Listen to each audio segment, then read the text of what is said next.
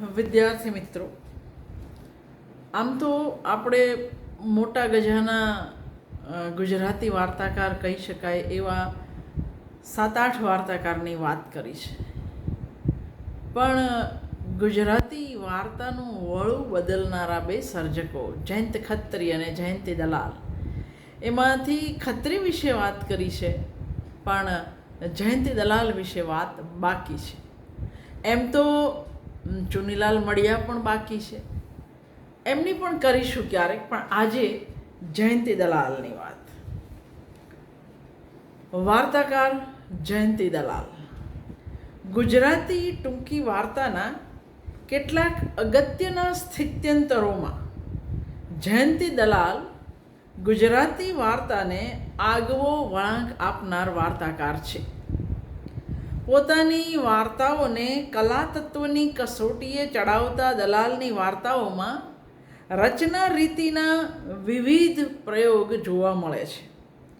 બોલાતી ગુજરાતીનું કાઠું તાગનાર આ સર્જકે ટૂંકી વાર્તામાં કથન રીતિના પણ અનેક પ્રયોગ કર્યા. મુકમ કરોતી નામની વાર્તામાં એમણે મિથ પ્રયોજી, જગમોહને શું જોવું એ વાર્તામાં એમણે જાપાનીઝ વાર્તાનો ઉપયોગ કર્યો. ચુનીલાલ મડિયા પણ કાકવંદ્યામાં આવો એક પ્રયોગ કરે છે, પણ મડિયાની કાકવંદ્યા અને દલાલની જગમોહને શું જોવું આ બે વાર્તાને બાજુમાં રાખીને વાંચનાર ગુજરાતી ભાવક એટલું કબૂલ છે કે દલાલની વાર્તામાં ગુજરાતી વાર્તા એક ડગલું આગળ માંડે છે. સમકાલીન પરિસ્થિતિ અને મૂલ્યરાસ પ્રત્યેની દલાલની અકળામણ કટાક્ષ રૂપે પ્રગટી ત્યાં વાર્તા બચી ગઈ છે, બાકી વાર્તા બોલકી બની ગઈ છે.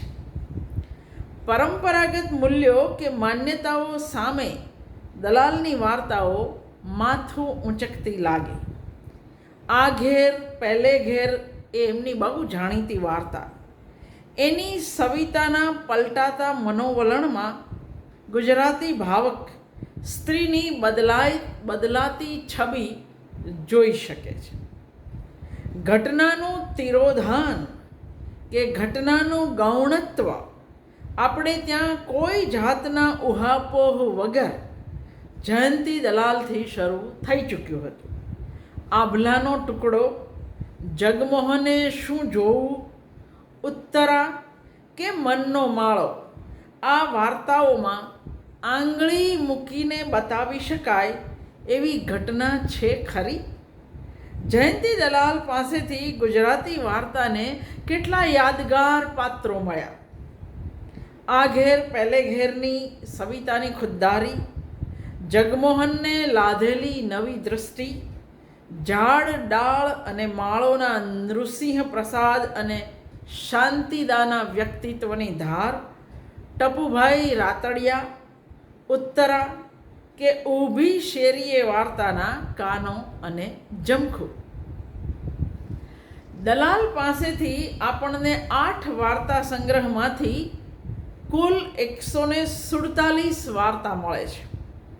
એમની સમળી નામની વાર્તા એમના કોઈ વાર્તા સંગ્રહમાં મને મળી નહીં.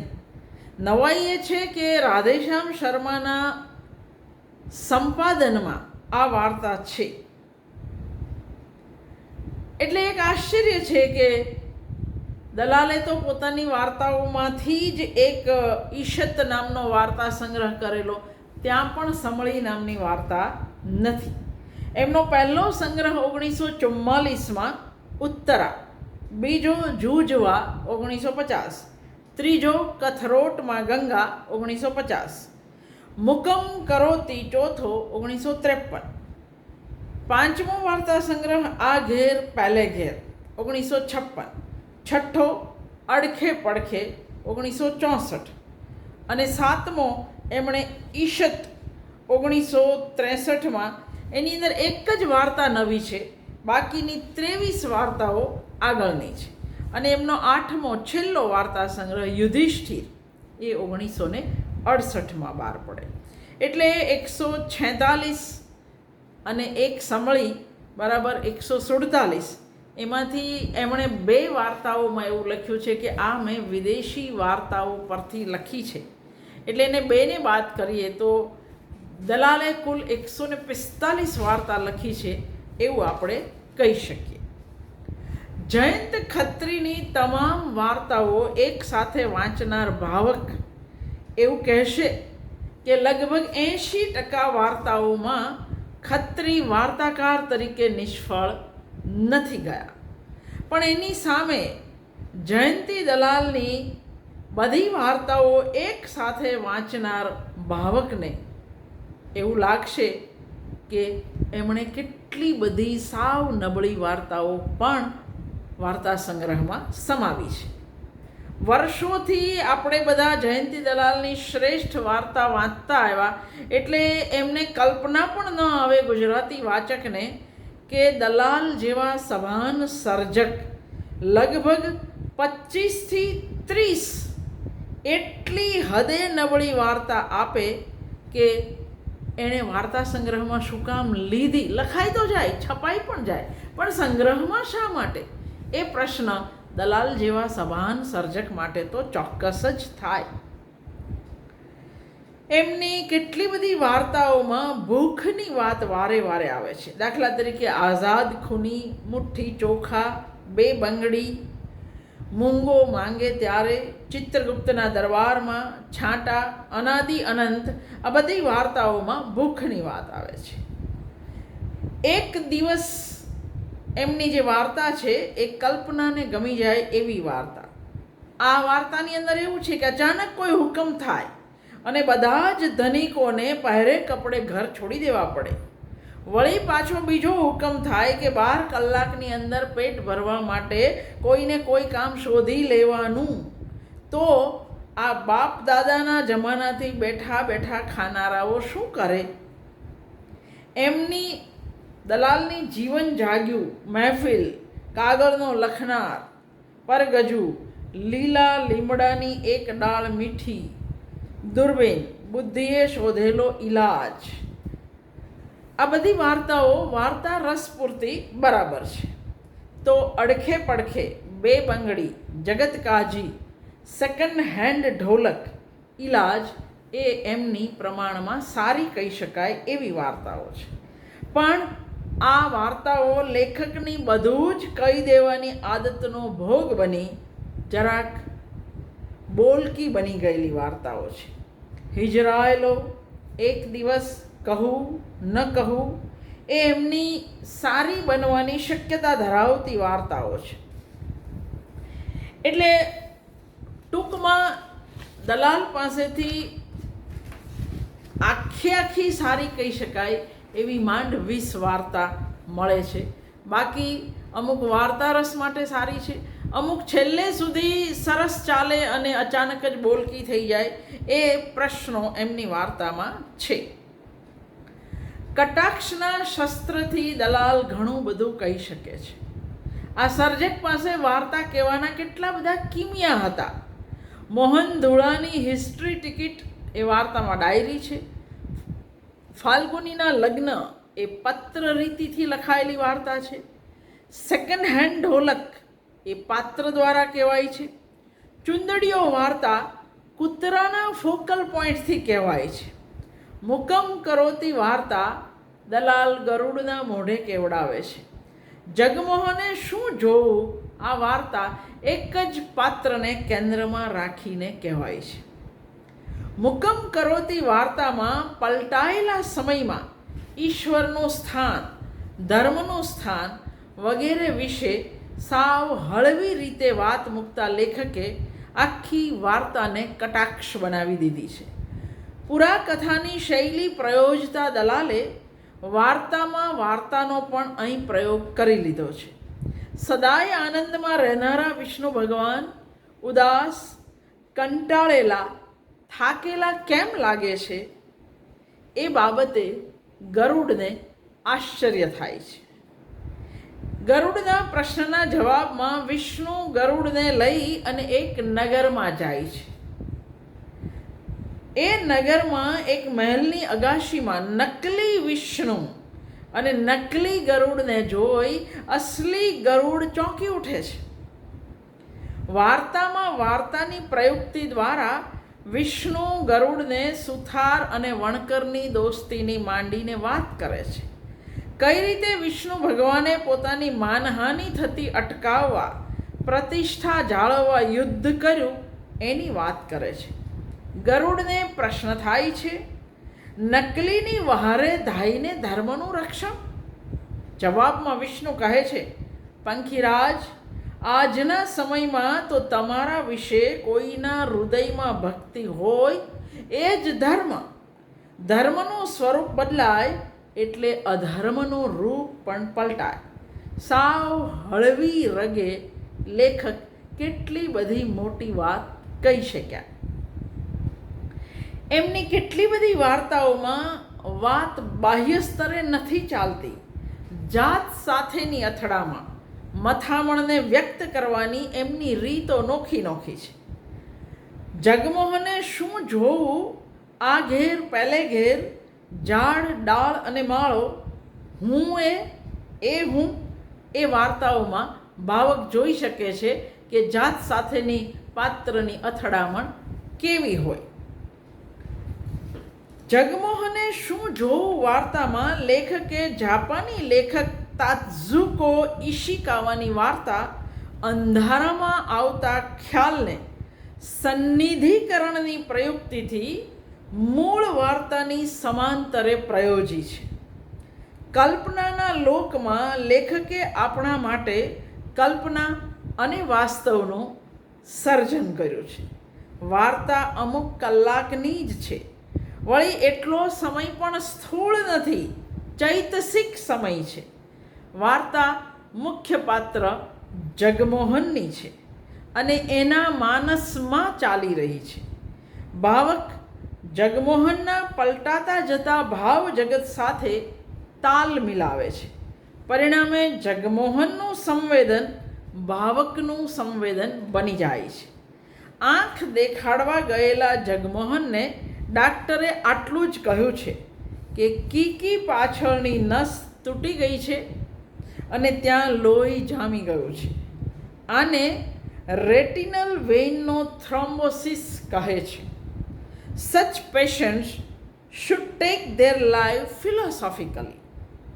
આમાં તાત્કાલિક તો તમને થયું છે એનાથી વધારે કશું નુકસાન નહીં થાય, પણ જતે દાડે દૃષ્ટિ ઝાંખી થતી જવાની. બસ આટલી જ ઘટના બની છે. પણ એ નિમિત્તે ચાલતું જગમોહનનું મનોમંથન આખી વાર્તાનું વજન ઉપાડે છે. સામાન્ય કેવું લાગશે એનો વિચાર જગમોહન આમેય કદી ન કરતો. એટલે એ ડાક્ટરને સીધો પ્રશ્ન કરે છે, બીજા કોઈને બતાવવા જેવું, કંઈ ઓપરેશન જેવું? પણ ડૉક્ટર બંને વાતની ના કહે છે. બહાર જતાં જગમોહનને ડૉક્ટર કહે છે, જગમોહનભાઈ, હવે તો હિંમતનું કામ છે. ઘરેથી નીકળી અનેક સંકુલ લાગણીઓમાંથી પસાર થયા પછી થોડા સમયમાં ઘરે પાછા ફરતા જગમોહનની બદલાતી જતી મનસ્થિતિ લેખકે અજબની કુશળતાથી આલેખી છે. જગમોહનના વ્યક્તિત્વમાં, એના મૂળભૂત સ્વભાવમાં, વર્તનમાં જે સૂક્ષ્મ પરિવર્તન આવે છે એની આ વાર્તા છે. ભવિષ્યમાં જતી રહેનારી દૃષ્ટિના ઓથાર તળે જગમોહનને જે નવી દૃષ્ટિ પ્રાપ્ત થઈ એ આ વાર્તાનો વિષય છે. અચરજ, વેદના, ત્રાસ, વ્યગ્રતામાંથી પસાર થતું જગમોહનનું આંતરમન એક તટસ્થ અવસ્થાને પામે છે.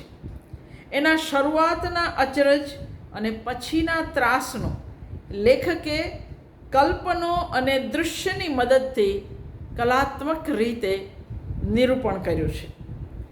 મિલ્ટનની કાવ્ય પંક્તિઓ વાગોળતા જાપાની વાર્તાઓ વાંચતા જગમોહન પોતે પણ સર્જક છે. એટલે એમનું આ વિશિષ્ટ સંવેદના જગત પ્રતીતિકર લાગે છે. આપણે જો એક પણ લીટી ચૂક્યા વગર વાર્તા વાંચીએ તો તમને જવાબ મળે કે જગમોહન પણ લેખક છે, કારણ કે કોઈ રસ્તામાં મળે છે અને એને પૂછે છે, જગમોહનભાઈ શું સૂઝ્યું, વાર્તા કે કવિતા? એટલે જ હું હંમેશા કહું છું, વાર્તાને તમારે બહુ જ ધ્યાનથી વાંચવી પડે. Read between the line, there is one space is there. એ જે અવકાશ છે એની અંદર લેખક તમારા માટે ઘણી બધી વ્યંજના ભરી હોય છે.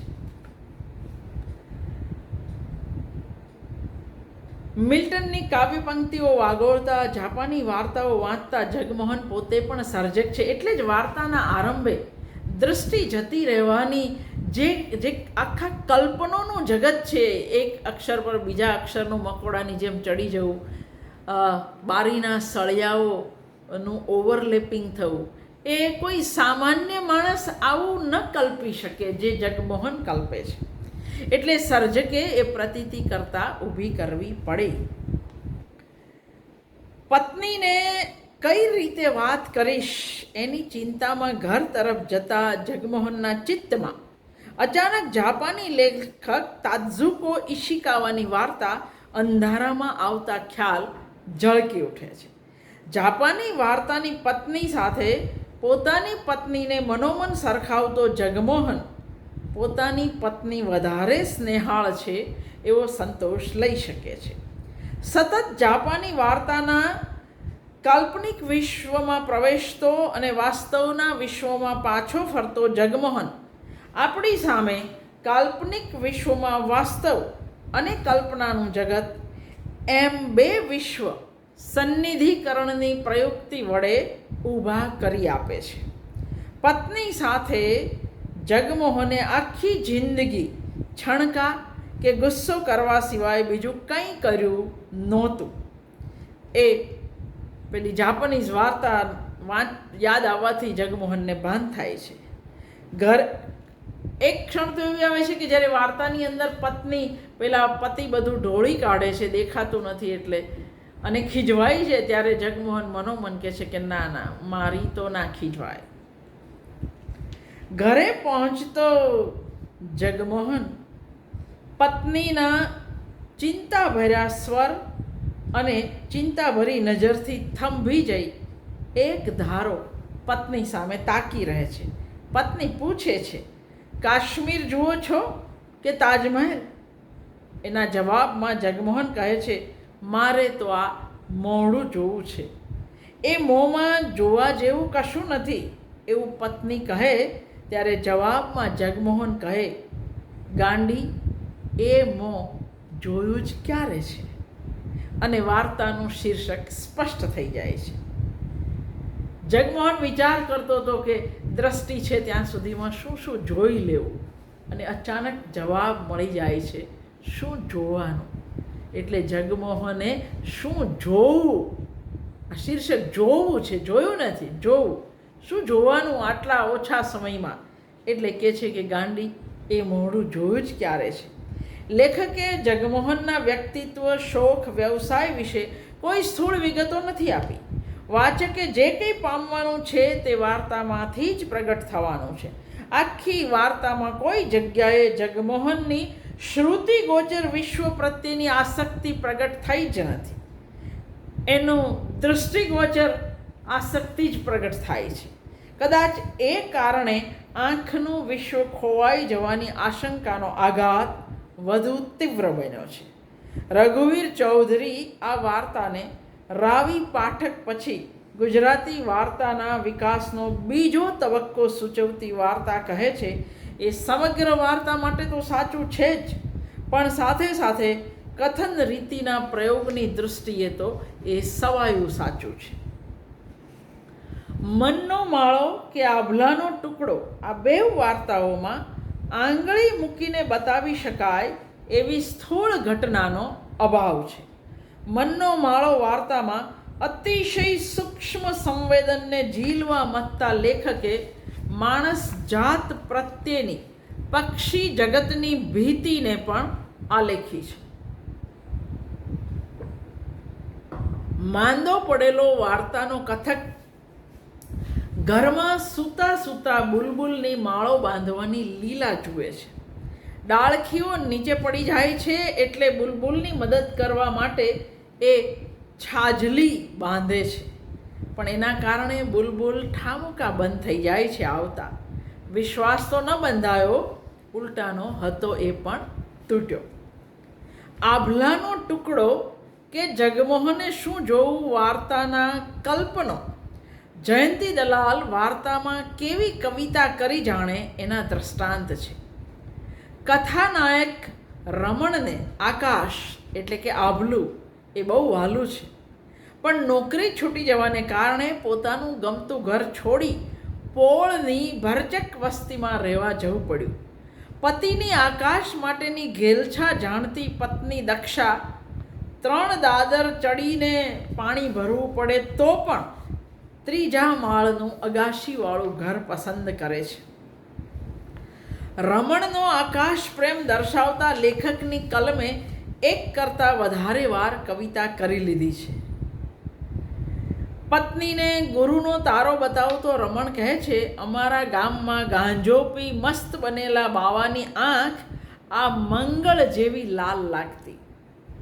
પણ પડોશીએ રેડિયો લીધો અને એના એરિયલને બાંધવા 2 વાંસ બાંધ્યા અને રમણને એ વાંસ આકાશની ખુલ્લી છાતી પર ભાલા મારતા હોય એવું લાગે છે.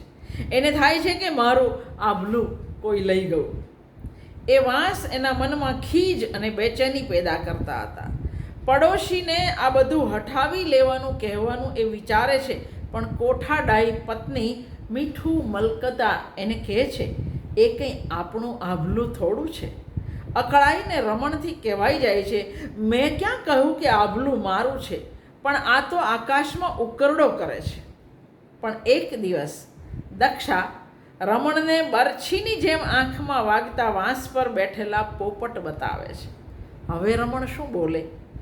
આંખને કઠતા વાંસ પર બેસીને પોપટે જાણે કે સૌંદર્ય સર્જ્યું. આભલું કોઈનું નથી એની એ વાતનો જવાબ રમણને મળી ગયો. પોપટને નિરખતા પતિને જોતી પત્નીના રમણીય દૃશ્ય સાથે વાર્તા પૂરી થાય ત્યારે રમણને એના આભલાનો ટુકડો મળી ગયો છે. જયંતી દલાલ પાસેથી સ્ત્રી માનસની સાવ નોખી રીતે વાત કરતી ઉત્તરા, સ્ત્રીનગર જેવી વાર્તાઓ મળી છે. ઉત્તરા વાર્તા કહેવાય છે 3જા પુરુષના કથન કેન્દ્રથી, પણ અહીં સ્ત્રીના આંતરમનની અકળ વાતો આલેખાઈ છે. અતિશય રૂપાળી ઉત્તરાને સતત દુનિયાની નજરોના તીર સહેવા પડે છે. રૂપને કારણે મળતું મહત્વ ઉત્તરાને મંજૂર નથી. શ્રીધરને પરણ્યા પહેલાં એણે પોતાના મનની લીલા એને કહેલી. જવાબમાં શ્રીધર એને બાથ ભરી ચુંબન કરે. ઉત્તરાને એનો આઘાત લાગે છે. મને ચાહ, મારા દેહને નહીં, એવું ઈચ્છતી ઉત્તરાની અપેક્ષા આપણને પ્લેટોનિક લવની યાદ અપાવે. પ્રેમ તો દેહ અને આત્મા બેઉને થાય, પણ ઉત્તરા જાણે કે એ વાત સ્વીકારવા તૈયાર જ નથી. આંતરમનની અકળ મથામણ ઉત્તરા પાસે ઘર છોડાવે છે. કદાચ એક ભ્રાંતિથી એ બીજી ભ્રાંતિ તરફ જતી હોય એવું લાગે. ઉત્તરાના મનની લીલા સિવાય આ વાર્તામાં આંગળી મૂકી શકીએ એવી કોઈ ઘટના નથી. સ્ત્રી પુરુષ એકમેકના પૂરક છે અને બેઉને એકમેક વગર ન જ ચાલે એ સત્યને વાસ્તવવાદી બનીને દલાલ સ્ત્રીનગર નામની વાર્તા લખે છે. આ વાર્તાની નાયિકા સ્વાતિની દૃષ્ટિએ સ્ત્રીના દુઃખો માટે સ્વાર્થી, છીછરો, દંભી અને વિશ્વાસઘાતી પુરુષ જવાબદાર છે. એટલે સ્વાતિ જ્યાં પુરુષનો પડછાયો પણ ન પડતો હોય એવા સ્ત્રીનગરની કલ્પના કરે છે, પણ એના આઘાત વચ્ચે સ્ત્રીઓ જ એનો વિરોધ કરે છે. મહા મહેનતે સ્વાતિ સ્ત્રીનગર વસાવે છે. વૃદ્ધાઓ અને બાળકીઓમાં એમાં રહેવાનો ઉત્સાહ છે, પણ યુવતીઓને તો તાવ, આંચકી જેવા રોગ ઘર કરી જાય છે. વાર્તાના ઘરડા માજી ઈલાજ બતાવતા કહે છે, અમારી ઉંમરે ઠીક છે, પણ તમારી ઉંમરની છોકરીઓના તે કંઈ ગજા છે પુરુષ વગર રહેવાના? તમે દલાલની આ વાર્તા સામે હિમાંશી શેલતની ધર્મક્ષેત્રે કનકાલતિકા મૂકીને તપાસ કરો. હિમાંશીબેન પુરુષ વગર ચાલતા વ્યવસ્થા તંત્રમાં શાંતિથી રહેતી સ્ત્રીઓની વાત કરે છે. આપણને જો કે સ્ત્રી પુરુષ એકમેકના પૂરક છે અને બેઉને એકમેક વગર ન ચાલે એ સત્ય સ્વીકારતી દલાલની સ્ત્રીનગર વાર્તા વધારે પ્રતીતિકર લાગશે.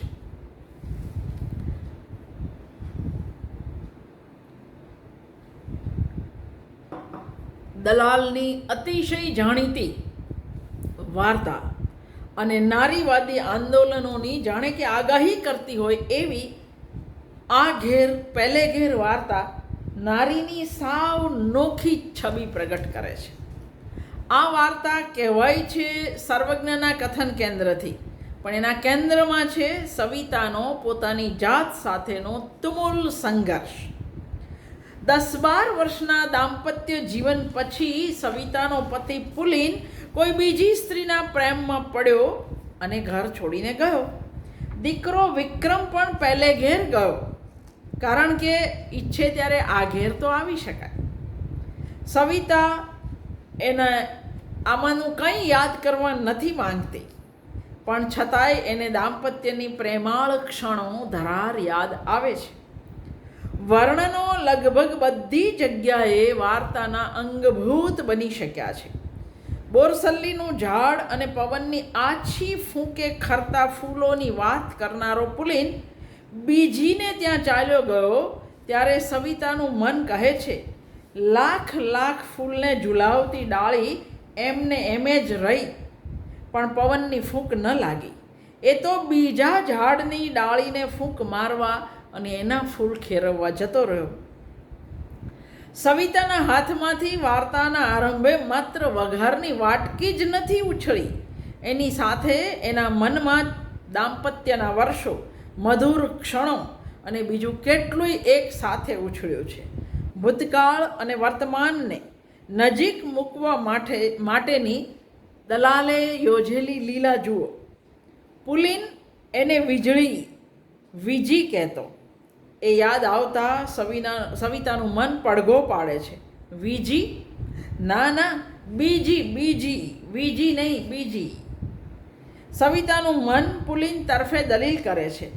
તું જેને લબાડ, બદમાશ, પાજી, ચોટ્ટો કહે છે એને તે પ્રેમ કરેલો અને હજી તું એને ચાહે છે. તારા મનના અણુએ અણુમાં એ વસેલો છે. તું એને ભૂલી નથી સવિતા. એ તારો પ્રિયતમ છે, તારા મન અને દેહનો સ્વામી છે. આજે, અત્યારે, આ ઘડીએ પણ એ જ તારો હૃદયનાથ છે. મન દલીલ કરે છે. તે એને આસાનીથી કોઈ જાતની બદનામી કર્યા વગર જવા દીધો એ સાચું, પણ બદલામાં એણે તને આ ઘર આપ્યું, રોકડ આપી, ઘરેણાં આપ્યા, આખી જિંદગી ચાલે એટલું સુખ આપ્યું. દલીલો કરતી સવિતાની જાત અચાનક સ્તબ્ધ થઈ જાય છે. મેં એને વિક્રમ આપ્યો, દીકરો આપ્યો, એણે મને ઘર આપ્યું, રોકડ આપી, ઘરેણાં આપ્યા. હું શું ઠરી? હું શું છું? મેં આ બધું લઈને મારી જાતને શું ઠરાવી? જાતે કરેલો આ પ્રશ્ન સવિતાને હચમચાવી નાખે છે. એની જાત ઉપાલંબ આપતી સંભળાવે છે, સોદો કર્યો બાઈ તે તો, તારી જાતની તે કિંમત ઉપજાવી. કોક બજારે બેસે, તું ઘરમાં બેઠી, ગૃહસ્થ બની. વાહ, શું ડોળ અને દંભ છે! પાપી પેટ ન ભરાતું હોય તો ફોડી નાખ, અને ઉપરથી પાછી લોકોની દયા ભીખવા નીકળી છો. નિર્લજ્જ, નફ્ફટ, બેશરમ, નટડી. જાતે આપેલો કારમો ઉપાલંબ સવિતા સહન કરી શકતી નથી. ઘર, દાગીના, પૈસા બધું પાછું આપવા એ નીકળી પડે છે. એની આ સડસડાટ ચાલમાં નારીની બદલાયેલી છબી આપણે જોઈ શકીએ છીએ. ઘર છોડીને નીકળી ગયેલી સવિતા પછી શું કરશે એ લેખકના રસનો વિષય નથી. સવિતા પ્રેમનો સોદો ન કરી શકે એટલો જ એમના રસનો વિષય છે. દલાલની આ નારી આજ પર્યંત અનોખી રહી છે. એને કોઈ બીજાએ નહીં પણ પોતાની જાતે જ ભાન કરાયું છે. એનું આ મનોમંથન, જાતે આપેલો ઉપાલંબ એને જગમોહનની જેમ પોતીકી દૃષ્ટિ આપે છે. જાત સાથેના સંઘર્ષ પછી જાત સાથે લડીને ઘર છોડીને નીકળી જનારી આ પહેલી નારી હતી ગુજરાતી વાર્તાની. બાકીની વાર્તાઓ બીજા વિડીયોમાં કરીએ.